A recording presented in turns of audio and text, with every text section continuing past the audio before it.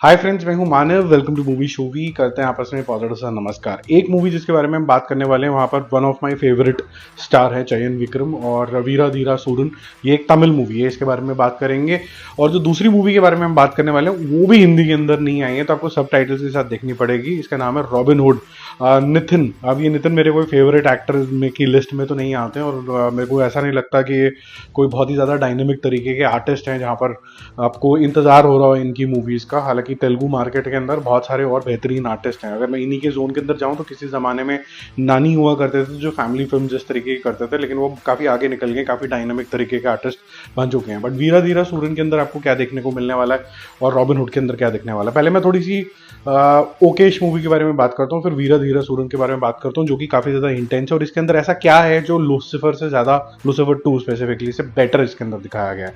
ठीक है, तो रॉबिन हुड के बारे में बात करते हैं, जो कि एक तेलुगु मूवी है। नितिन है इसके अंदर, एक कॉमेडी फिल्म है एसेंशियली, और थोड़ी सी कॉमेडी फिल्म के अंदर आपको दिमाग का जो ताला होता है वो बंद करना पड़ता है। This is understandable. तो राम यहाँ पर दिखाया गया, एक इंसान, नितिन ने उसको प्ले किया गया। ऑर्फन है उसका, थोड़ा स्ट्रीट स्मार्ट टाइप से आदमी है, तो कहता है कि यार ठीक है, ये जो मेरे ऑर्फन भाई बंधु हैं इनके लिए मुझे रॉबिन हुड ही बनना पड़ेगा। तो वो बचपन से ही कुछ ना कुछ स्कीम चलाता रहता है और उसके बाद ये सब कुछ डिस्ट्रीब्यूट कर देता है as the name of the movie है। तो उसका बड़ा सिंपल सा प्रोसेस है कि भाई मेरे को जो है गरीबी की रेखा से बाहर आना है। एक दिन उसका थोड़ा सा क्लोज एनकाउंटर सा कुछ हो जाता है, उसके बाद सोचता है कि यार ये तो बड़ी बसड़ वाला काम है, जान है तो जहान है, तो मैं काम करता हूँ, ये सब छोड़ता हूँ, सिक्योरिटी एजेंसी को ज्वाइन कर लेता हूँ, जो कि बड़ी लूजर टाइप सी एजेंसी होती है। अब इस एजेंसी को सिक्योरिटी देनी है एक बहुत ही टॉप नॉच फार्मा कंपनी की बेटी, ओनर की बेटी को, वासुदेव की बेटी को। अब वो है श्रीलीला ने प्ले किया, वहां से इनका रोमांटिक एंगल शुरू होता है। बट इन पैरेलल समझ में आता है कि ये जो लड़की यहाँ पर करने आई है इंडिया के अंदर, उसके कहीं ना कहीं लिंकेज मैरुआना की ग्रोथ से भी है। रुद्रकोंडा के अंदर एक अलग स्पेशल तरीके की मैरुआना है जो काफ़ी पॉपुलर हो रही है, और जिसका पूरा जो संगठन है वो स्वामी नाम का जो विलन है यहाँ पर, ये सेम ही इंसान है जिसने हनुमान जी का रोल प्ले किया था। जो आदि पुरुष आई थी, अच्छा रोल किया है इन्होंने, विलन का रोल है वो कंट्रोल ले लेता है। अब यहाँ से कॉमेडी ऑफ एरर शुरू होते हैं, कैसे कौन क्या करता है, कैसे ये चोरी करता है, वो इस्टेब्लिश करी जाती है Nitin.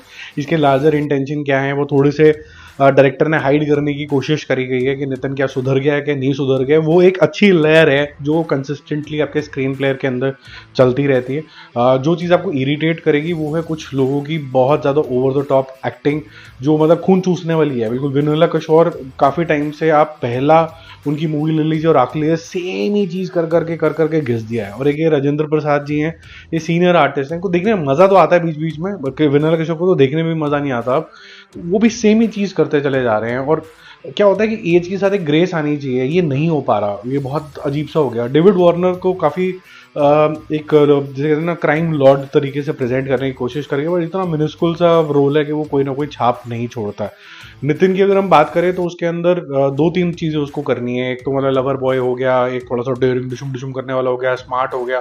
But ultimately Telugu movie की जो शॉर्टकमिंग होती है ना, वो स्मार्टनेस ये सब छोड़ के ना अल्टीमेटली आम मुख हो ही जाती है। तो वहाँ पर जो मूवी का मजा है वो किरकिरा होना शुरू हो जाता है। प्लस जो जोक्स हैं इसके, वो 50% तो मैं आपको बता रहा हूँ वो नॉर्थ बेल्ट में नहीं चलेंगे, बाकी चल जाएंगे, मतलब थोड़े यूनिवर्सल टाइप है, ह्यूमन वाले टाइप के हैं। बाकी otherwise everything is caricature. Villain का मतलब ये होता है, अगर आपको फुद्दू सी कोई वो दिखानी है सिक्योरिटी एजेंसीज, तो वो 70 साल से ऊपर वाले वो लोग दिखा देंगे, तो वो थोड़ा अजीब सा है। यहाँ पर जो हीरोइन होगी यूजली तेलुगु फिल्म में, ऊपर नेम सेक होती है, गुड़िया टाइप से होती है, वही यहाँ पर दिखाया गया, उनका कोई रोल तो होता नहीं है।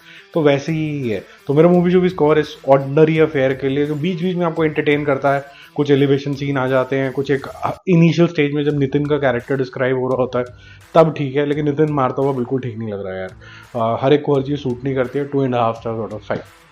अब बात करते हैं जिसमें मारम पिटाई, इंटेंसिटी, जिसे कहते हैं ना एक सस्पिशियस तरीके का कैरेक्टर, वो काफ़ी अच्छे तरीके से दिखाया है। वीरा धीरा सूरन, ये अरुण कुमार साहब की एक मूवी है जो कि एक्शन थ्रिलर तो नहीं है, इतना ड्रामा है बेसिकली। इसको पता नहीं थ्रिलर क्यों डिस्क्राइब किया हुआ, ये ड्रामा ज़्यादा है इसके अंदर।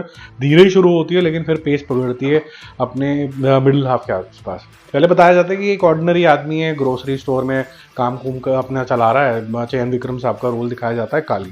अब उसका कोई पास नहीं बताया जाता इतना ज़्यादा। वहाँ पर रवि नाम का एक इंसान उनसे मिलने आता है कि यार मेरे बच्चे को बचा लो, और ये कहता है कि कि ठीक है मैं बचाने की कोशिश करता हूँ। ये क्यों एग्री करता है पहले तो, और इसका रवि से क्या रिलेशन है, वो एक अच्छी इंटरेस्टिंग चीज़ है जो धीरे धीरे करके खुलती है। अब जिससे बचाना है वो एस जी सूर्या का कैरेक्टर है, जिसने जो यहाँ पर अरुण गिरी बना हुआ, वो उससे इसका क्या पंगा है इन तीनों का, और इसकी पास्ट लाइफ क्या थी, वो धीरे धीरे करके उजागर होती है। और जिस पॉइंट पे वो ब्रिंक आता है ना, कि भाई अब एक्सपोज हो गया, तो काफ़ी मज़ेदार है। मैं आपको रिकमेंड करूंगा कि अगर आपने शायद इस मूवी के बारे में पहली बार सुना है तो गलती से भी ट्रेलर देख के मत जाना, क्योंकि आई थिंक इसका बहुत ही गंदा ट्रेलर है। इतना गंदा ट्रेलर है, आपको गूज बम्स तो देता है, अच्छा से करता है, बट स्टोरी बहुत ज़्यादा रिवील करती है। अगर आप इसको ढंग से देख लोगे ट्रेलर को, आपको एक ही फीलिंग आएगी कि यार ये जो इंपॉर्टेंट मोमेंट्स थे ना इस मूवी के, वो इन्होंने बहुत जल्दी एक्सपोज कर दिए इसके अंदर।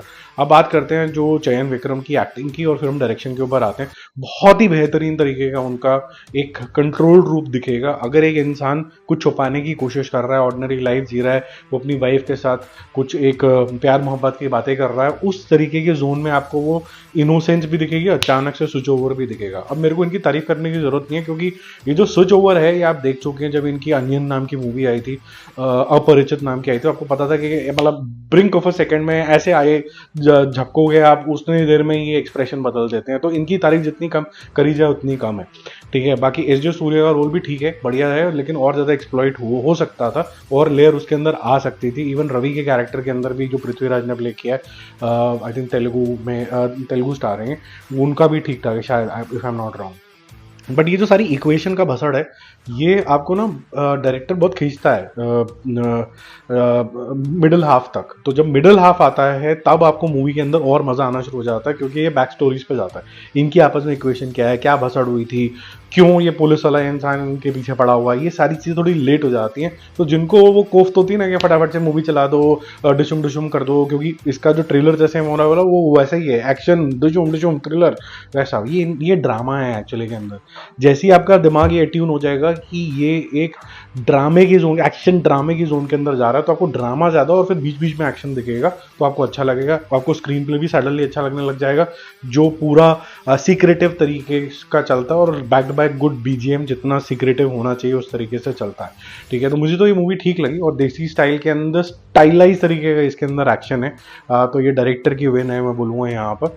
इशू बस यही है कि ये स्लो बर्नर है, पहले आपको थोड़ा ध्यान देना पड़ता है कि कैरेक्टर क्या है, उनकी इक्वेशन क्या है, आपको थोड़ा नहीं समझ में आ रहा, अचानक से एक मिडल पॉइंट पे ही मूवी शुरू होती है। ऐसा नहीं है कि कुछ कैरेक्टर बिल्डिंग होती है, तो और ऊपर से आपको ट्रेलर देखना नहीं है। तो ये सारी चीज़ें जो हैं, ये कुल मिला के आपको ऐसा लगता है कि यार आज के मास के ज़माने में थोड़ा जल्दी जल्दी करो, जो थोड़ा धीरे धीरे होता है। क्या ये मूवी चलेगी कि नहीं चलेगी, मेरे ख्याल से तो चयन विक्रम के जो फैंस हैं उनको पसंद आनी चाहिए। और मैं जो रिएक्शन दे रहा हूँ एज अ रिव्यूअर दे रहा हूँ, जो हिंदी भी देखता है, तमिल, तेलुगु, मलयालम भी देखता है, तो मेरे को तो हर एक का फ्लेवर पता है, थोड़ा थोड़ा थोड़ा थोड़ा थोड़ा। आपको ही पता होगा, अब तो शायद यूनिवर्सल होने लग गई हैं मूवीज़। लेकिन जो सिर्फ तमिल ऑडियंस है उनके साथ मेरे ख्याल से ये कनेक्ट कर जाएगी, क्योंकि वो हमेशा ओवर द टॉप तरीके की चीज़ें नहीं देखते हैं, कि वो वेट कर सकते हैं कि भाई ठीक है, आप अगर बिल्डअप कर रहे हो और उसके बाद एक्शन दिखा देंगे तो ठीक है। तेलुगु मार्केट में ऐसा नहीं होता। तेलुगु मार्केट में अगर हीरो ने फटाफट से पंच नहीं मारा तो पब्लिक उठ के चली जाती है। तो मेरे ख्याल से ये वहाँ पर इतनी नहीं चमकी, बट तमिल मार्केट में चलनी चाहिए। तो जब हम बॉक्स ऑफिस रिजल्ट्स आपके साथ शेयर करेंगे आज, तो देखते हैं कि इसको कितना पुश मिल रहा है, क्योंकि कल तक जब तक मैं इसकी रिपोर्टिंग देख रहा था तो 4-5 करोड़ रुपए ही हुए थे इसका डे 1 के। वो हाफ डे की रिपोर्टिंग थी, क्योंकि इसका इशू आ गए थे, केस वेस हो गया था, जिसकी वजह से इसकी स्क्रीनिंग रोक दी गई थी। फिर कोर्ट का ऑर्डर आया, उसके बाद रिलीज हो गया। ओवरऑल बेसिस पे अच्छी पिक्चर है। अब जो मैंने आपको बोला कि ये चीज़ क्या बेटर है इसके अंदर, जो लूसीफर 2 के अंदर आप मुझे मिसिंग लगी, देखो वहाँ पर स्टाइल था, सब्सटेंस थोड़ा सा मिसिंग होने लग गया। वो वहाँ पर जो सेंसिबल मलयाली भाई हैं मेरे, उन्होंने भी ये चीज़ नोटिस करी कि style has won over the substance. यहाँ पर क्या है कि आपने बहुत ज़्यादा स्टोरी के ऊपर फोकस कर लिया, आपने कैरेक्टर बिल्डिंग, वर्ल्ड बिल्डिंग के ऊपर फोकस कर लिया, तो उससे क्या होता है कि आप उस दुनिया के अंदर ट्रांसपोज होते हो। प्लस ये जो इंट्रीग है कि ये इनकी इक्वेशन क्या है सालों की तीनों की, और ये कौन है ये कैरेक्टर काली का, तो ये जो इंट्रीगनेस है ये आपको वही वाले जोन में लेके जाती है जो ओरिजिनल लूसीफर के अंदर था। ये है कौन, और है कौन जब तक एक्सपोज नहीं होता तब तक आपको थोड़ा थोड़ा वो होता है ना, दुख दुख बनी रहती है, जो आपका मज़ा बनाती है मूवी के अंदर। बल्कि तो मुझे तो अच्छी लगी, मैं इसको दूंगा 3 स्टार आउट ऑफ 5। ये और बेटर बन सकती थी अगर हम थोड़ा सा और फास्ट पेस करते हैं इसको। स्क्रीन प्ले अच्छा है, लेकिन कंसर्न बहुत ज़्यादा रेज नहीं करता। ऐसा नहीं लगता कि आपके बहुत ज़्यादा हाई स्टेक्स हैं इसमें।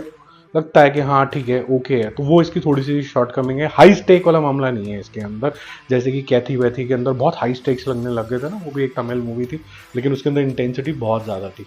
तो देखते हैं इसमें किस तरीके का आता है, इसलिए मैं थोड़ा सा रिफ्रेन कर रहा था अपने आप को, 3.5 वाले जोन के अंदर नहीं गया मैं, 3.5 स्टार वाले 3 स्टार्स, और रॉबिन हुड के लिए 2.5 स्टार्स। मेरे ख्याल से तेलुगु मार्केट में क्योंकि ओकेजन भी है, फेस्टिविटीज़ भी हैं, तो शायद नितिन की ये पिक्चर जो है ठीक ठाक कमा ले, क्योंकि वहाँ पर कुछ पता नहीं, वहाँ प्रिडिक्ट करना मुश्किल है क्या चल जाए वहाँ पर। जल्दी मिलते हो रिव्यूज़ और updates, stay connected, bye bye.